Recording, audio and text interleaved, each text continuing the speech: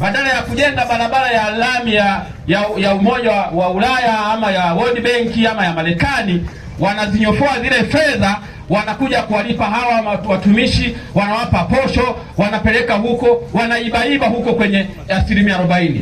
Maana yake ni nini? Tanzania, kwa sababu hatuna uongozi, hawana uwezo hata kidogo wa kuiongoza nchi hii bila msaada wa nchi za nje. Na ndio maana nasema sisi kazi yetu humu ndani, tuendelee kukomaa, tuendelee kusimama, tuendelee kupiga kelele na kupinga uonevu, tuondoe woga. Lakini mataifa ya nje yako na sisi, na nataka niwaambia, yokeni hii tarehe ya leo, kuna watu wataenda The Hague hivi karibuni. Peoples. Jambo la mwisho kuelekea kuhitimisha. Mnafahamu tumeanza operation ya katiba mpya Fred Tundu Lissu. Nianze na swala la katiba mpya. CCM hawatakuwa na uwezo wowote na hawana nia ya kuleta katiba mpya.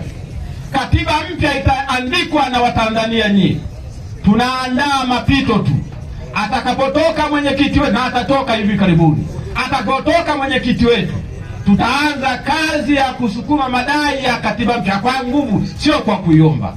Mjiandae Watanzania, mshiriki kutoa maoni, mshinikize kwa nguvu kubwa, tuandike katiba mpya ambayo itatufaa wote wa Tanzania, na sio kwa sababu ya kikundi fulani.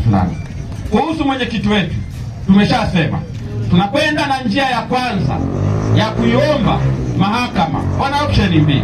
Option ya kwanza ni mahakama isukilile kesi haraka. Sisi hatutaki tukimbie na mpira. Lissu anajiamini, ni mwanasheria, ana uwezo, wampeleke mahakamani, wasikilize kesi yake, waamue kadri wanavyoweza.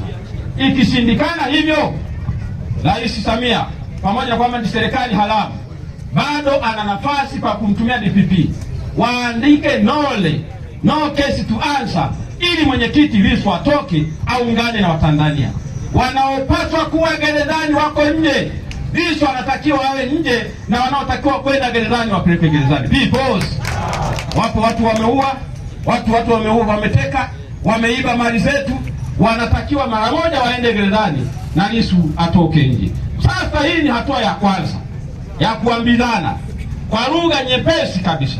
Lakini tunawaambia hivi, watu wa usalama na watu wa jeshi la polisi na vyombo vyote, binadamu ana uvumilivu ambao una kikomo, na nadhani hata nyie mna uvumilivu ambao una kikomo.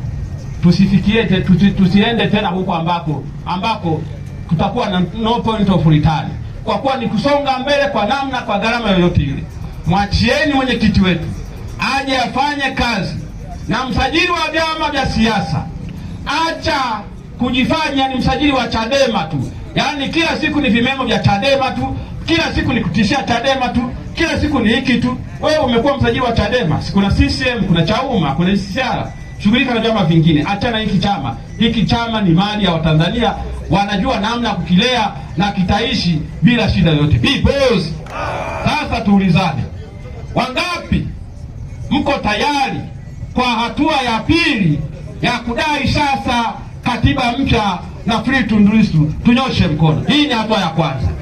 Wangapi mko tayari itakapokuja tuanze na hatua nyingine tofauti na hii ya kudai katiba mpya na Fred Tundu Lissu? Nyosha mkono. Peoples. Asante sana. Tumia nishati safi ya kupikia kutoka Oryx Gesi.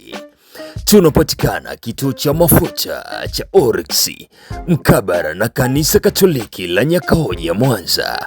Kwa mawasiliano zaidi piga simu namba 0759171702.